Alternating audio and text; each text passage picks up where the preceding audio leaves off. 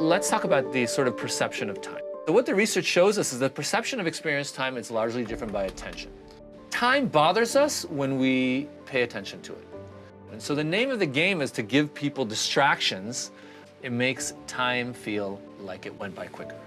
Okay, so give your customers something to do while waiting.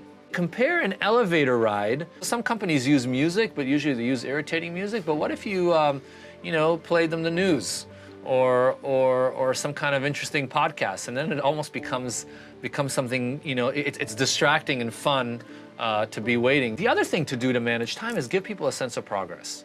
Okay, the one thing we really don't like is not knowing. Right? Not knowing when this thing is going to end. Actually, airlines used to be bad at this. You had a boarding time, but it was never kind of clear exactly when it was. And now they've shifted to telling you exactly when the boarding time is, and they even have a countdown telling you, boarding is going to commence in X amount of minutes.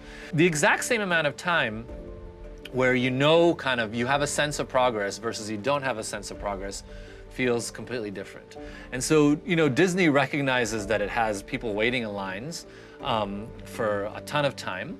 And so what they do is they have these kind of mileposts where they say, this is how much time you have left to go, to give you a sense of what's happening. Because what we really don't like is we don't like to have an experience where we don't have control.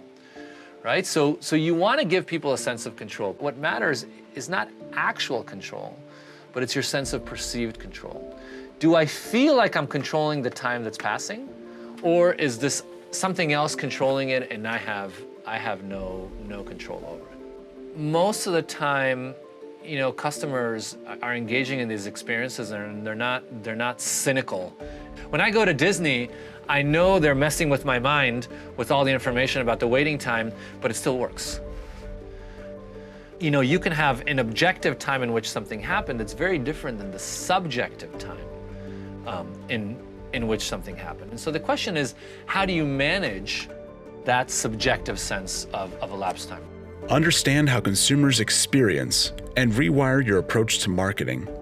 Learn more about the emerging CMO, Strategic Marketing Leadership,